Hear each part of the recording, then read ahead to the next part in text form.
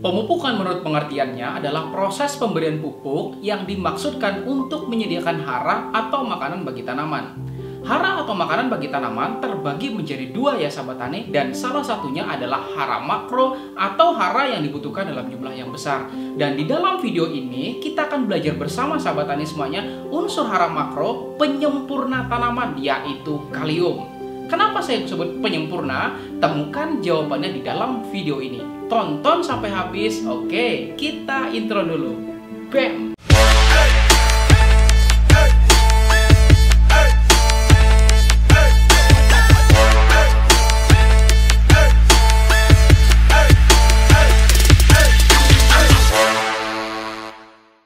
Saya doakan buat sahabat tani yang sudah subscribe channel ini dan klik tombol loncengnya, ilmunya makin berkah dan rezekinya tambah banyak lagi. Amin. Kalium sahabat tani semuanya adalah salah satu unsur kimia dalam tabel periodik yang memiliki lambang K dan nomor atomnya adalah 19. Kalium berbentuk logam lunak berwarna putih keperakan sahabat tani semuanya dan termasuk golongan alkali tanah. Kalium teroksidasi dengan sangat cepat dengan udara. Sahabat tani tahu yang namanya oksidasi adalah proses reaksi terhadap oksigen ya sahabat tani semuanya. Kemudian kalium juga sangat reaktif terutama dalam air dan secara kimiawi memiliki sifat yang mirip dengan natrium. Kalium dalam bahasa Inggris disebut dengan potasium. Dalam proses pertumbuhan tanaman sahabat tani semuanya, unsur K atau kalium merupakan salah satu unsur hara makro primer yang dibutuhkan tanaman dalam jumlah yang banyak. Unsur kalium diserap oleh tanaman dari dalam tanah dalam bentuk ion K+, sahabat tani semuanya. Fungsi dari kalium ya sahabat tani semuanya banyak sekali. Di antaranya, pertama, mempengaruhi susunan dan mengedarkan karbohidrat di dalam tanaman. Kedua, mempercepat proses metabolisme unsur nitrogen. Kemudian yang ketiga, mencegah bunga dan buah agar tidak gugur ya sahabat tani semuanya. Dan yang keempat adalah sebagai aktivator enzim. Sahabat tani harus tahu, ada sekitar 80 jenis enzim ya yang ada pada tanaman.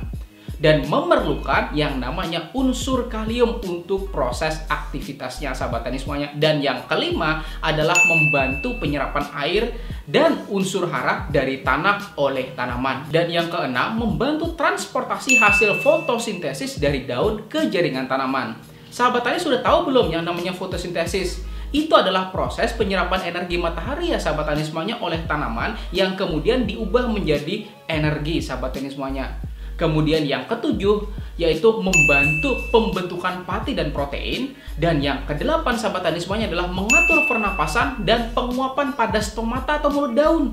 Dan yang kesembilan adalah mempertinggi daya tahan terhadap kekeringan dan penyakit. Dan selain itu juga berperan dalam perkembangan akar. Dan yang ke-10 sahabat tani semuanya adalah membantu mekanisme pengaturan osmotik atau tekanan tertentu yang terjadi di dalam sel tanaman. Dan yang ke-11 adalah mengeraskan jerami dan bagian kayu dari tanaman dan meningkatkan resistensi atau ketahanan terhadap penyakit. Dan yang terakhir adalah meningkatkan kualitas buah-buahan sahabat tani semuanya. Nah, itulah mengapa saya sebut bahwa hara kalium ini termasuk dalam kandungan makro karena memang fungsinya begitu besar bagi tanaman ya sahabat tani semuanya. Dan sekarang kita bahas bagaimana gejala jika tanaman mengalami kekurangan kalium. Tetapi sebelumnya saya mau ingatkan lagi bagi sahabat tani yang belum subscribe, silahkan subscribe dulu channel ini dan klik juga tombol loncengnya supaya sahabat tani langsung dapat notifikasi atau pemberitahuan baru jika memang ada video yang baru dari channel ini ya sahabat tani semuanya. Oke, baik sahabat tani semuanya. Ketika tanaman mengalami yang namanya kekurangan kalium, gejalanya pertama menunjukkan gejala yang mirip dengan kekurangan nitrogen, yaitu daun berwarna pucat, kekuningan, dan bedanya dengan kekurangan unsur nitrogen adalah gejala kekurangan unsur kalium dimulai dari pinggir helai daun sehingga terlihat seperti membentuk huruf P terbalik ya sahabat tani semuanya. Nah, seperti ini contohnya. Kedua, pertumbuhan tanaman menjadi kerdil dan batang tanamannya itu lemah sahabat tani semuanya. Kemudian yang ketiga, buahnya kecil, mutunya jelek, hasilnya rendah dan tidak tahan disimpan. Dan yang keempat, buah muda itu kerap kali mudah gugur. Dan yang kelima sahabat tani semuanya adalah rentan terhadap resiko serangan penyakit. Sedangkan jika tanaman mengalami kelebihan unsur hara kalium, maka tanaman akan mengalami yang namanya keracunan klor sahabat tani semuanya. Dan ini contohnya. Set. Kemudian bentuk dari kalium buatan ya sahabat tani semuanya biasanya berbentuk granul atau butiran yang larut dalam air dan warnanya cenderung lebih merah jika dibandingkan dengan urea.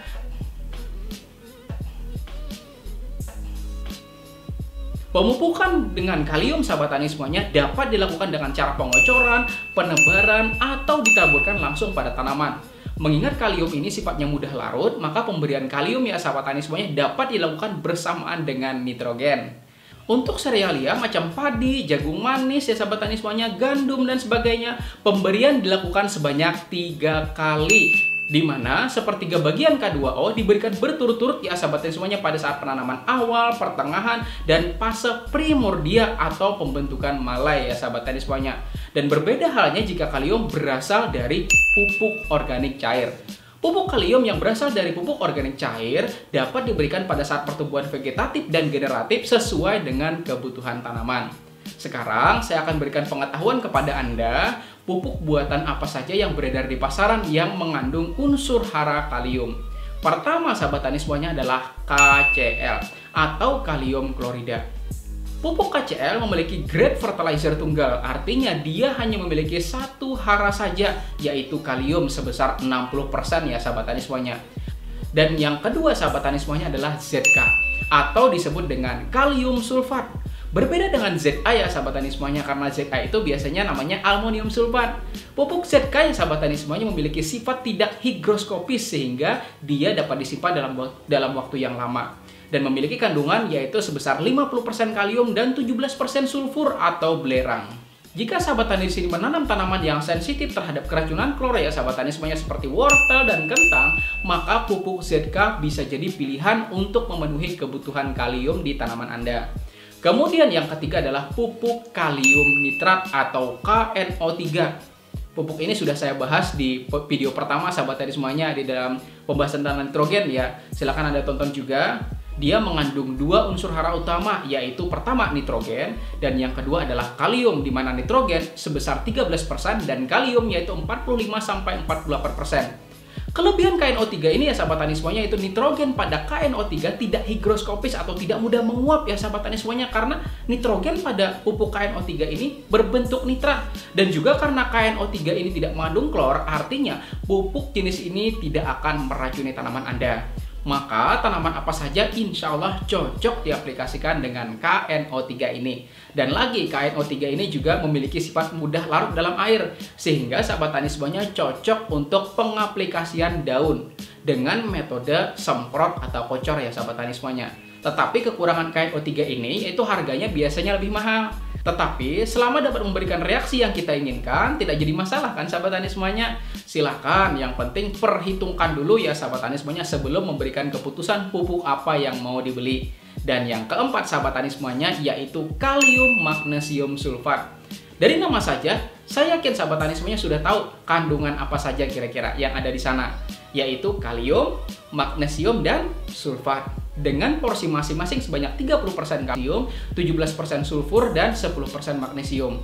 Selain dalam bentuk pupuk buatan, secara alami, unsur kalium juga bisa diperoleh ya sahabat tani semuanya dari bahan organik seperti sabut kelapa.